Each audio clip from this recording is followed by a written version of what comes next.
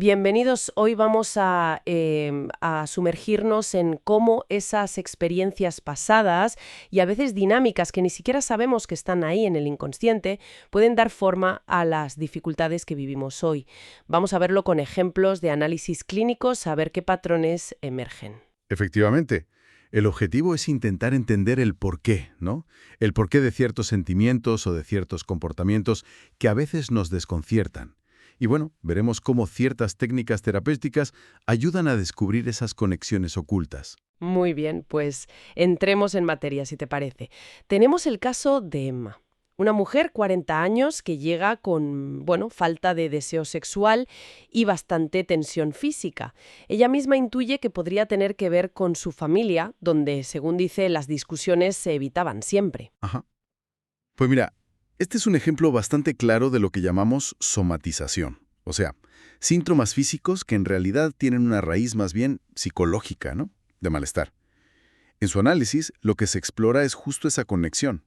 La dinámica actual con su marido, que también evita los conflictos, y cómo eso resuena con su crianza, con padres que hacían lo mismo. La interpretación del analista sugiere que hay ahí una agresividad, una rabia contenida, que no se permite salir. Y entonces esa rabia se manifiesta en el cuerpo. Exacto. Se manifiesta como tensión física y también como culpa, porque ha internalizado esa idea de que el conflicto, la rabia, es algo malo, algo a evitar a toda costa. O sea que ella conscientemente a lo mejor solo siente la tensión, la falta de deseo, pero no conecta con esa rabia inicial. Eso es. Está reprimida. Y ahí es donde entra el trabajo terapéutico. La neutralidad del analista, las preguntas, invitan a que ella empiece a asociar libremente, a conectar los puntos. Es un proceso, claro, de ir tomando conciencia de esos sentimientos que estaban, digamos, soterrados. Entendido. Es potente ver cómo el cuerpo puede expresar lo no dicho. Y esto nos lleva a otro caso, el de Luisa, 30 y pocos años. Ella sufre una angustia continua, problemas sexuales, y eso que tiene una pareja que parece apoyarla. Menciona una experiencia de abuso en la infancia. Sí, el caso de Luisa ilustra muy bien otros dos conceptos clave, la transferencia y la resistencia. Fíjate, ella proyecta en la figura del analista miedos relacionados con esa experiencia traumática pasada. Claro, revive ese miedo en la consulta, por así decirlo. Exacto. Pero aquí la cosa se complica. La interpretación introduce una posibilidad, difícil de aceptar para ella, que junto a ese miedo quizás pudo haber también una parte de excitación sexual infantil, algo que, claro, genera muchísima culpa. Uf, sobre todo si viene de una crianza muy moralista, muy estricta. Claro, esa mezcla miedo, excitación reprimida, culpa, debe ser, bueno, muy difícil de manejar. Muchísimo.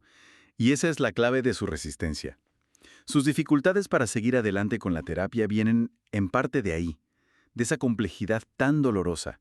Pero es precisamente analizando esa transferencia lo que ella revive con el analista, cómo se puede acceder a esos recuerdos, a esos sentimientos encapsulados sobre la sexualidad, sobre sus padres, Entonces la relación terapéutica se convierte en un escenario para reexperimentar y, con suerte, reelaborar esas dinámicas antiguas. Que ese material emerge en la relación con el terapeuta es fundamental. Muy interesante.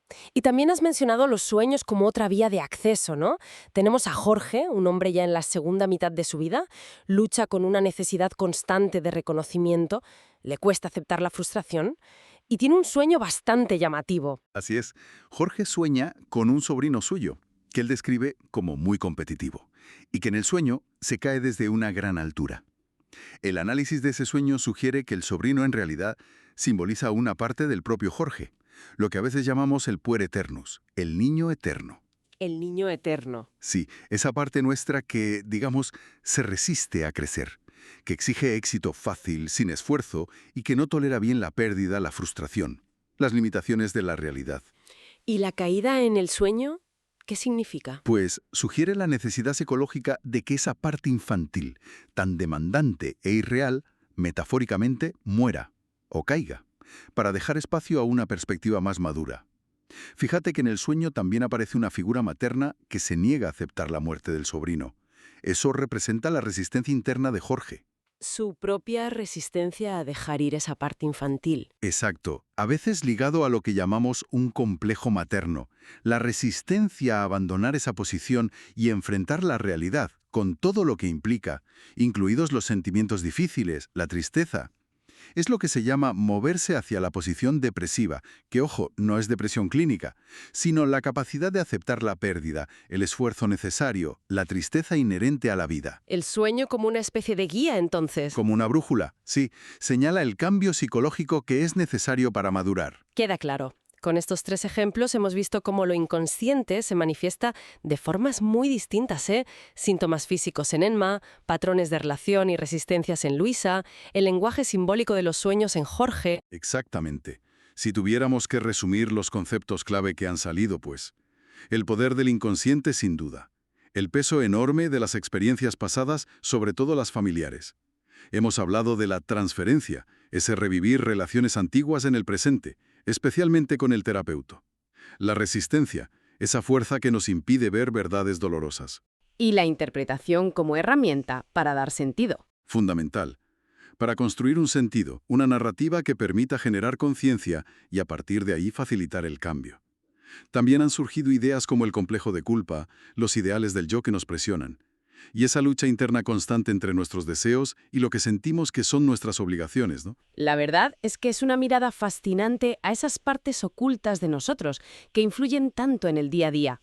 Da mucho que pensar. Sobre uno mismo. Y quizá esa es la reflexión final que podemos dejar.